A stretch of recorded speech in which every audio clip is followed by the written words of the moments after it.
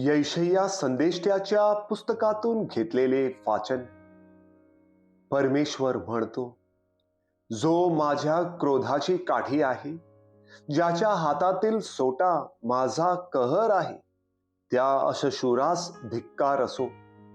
मी त्यास अधर्मी राष्ट्रावर पाठवीन. माझ्या क्रोधास पात्र झालेल्या लोकांची लूट हरण करावी.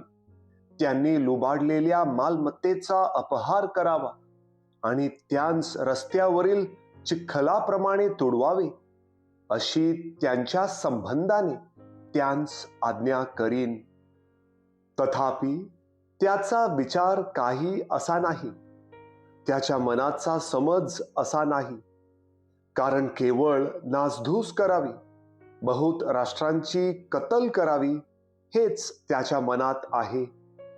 कारण तो म्हणतो, माझ्याच बाहुबलाने आणि माझ्या स्वतःच्या अकलेने हे मी केले आहे. मी चतुर आहे. मी राष्ट्रांच्या सीमा फिरवल्या आहेत आणि त्यांची भंडारे लुटली आहेत. ब्लाढ्य वीराप्रमाणे मी तख्तांवर बसलेल्यांस ओढून काढले आहे. पक्ष्यांच्या कोट्याप्रमाणे राष्ट्राचे धन माझ्या हाती लागले आहे.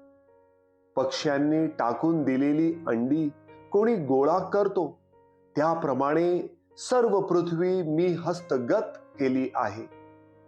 तेव्हा कोणी पंख फडफडावले नाहीत, तोंड उघडले नाही, चिवचिव केले नाही. कुऱ्हाडीने तोडणाऱ्या पुढे कुऱ्हाड घमेंड करील काय?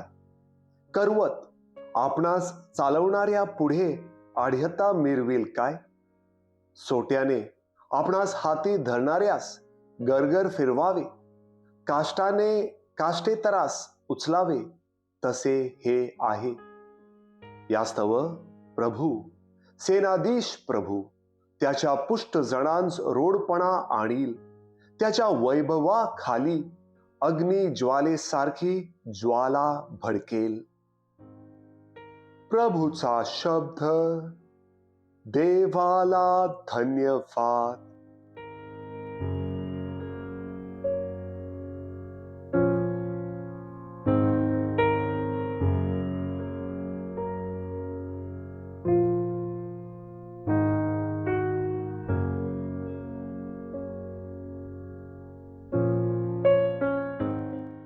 मथई लिखित पवित्र शुभ वर्तमानातून घेतलेले वाचन.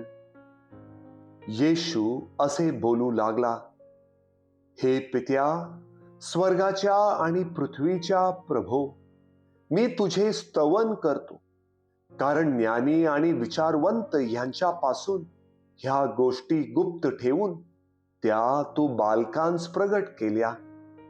खरेच हे पित्या, कारण हेच तुला योग्य दिसले. माझ्या पित्याने माझ्या हाती सर्व काही दिले आहे आणि पित्या वाचून पुत्राला कोणी ओळखत नाही, आणि पुत्रा वाचून व ज्या कोणास त्याला प्रगट करावयाची पुत्राची इच्छा असेल, त्याच्या वाचून पित्याला कोणी ओळखत नाही. प्रभूचे शुभ वर्तमान. हे प्रभू येशू ख्रिस्ता, तुझी स्तुती असो.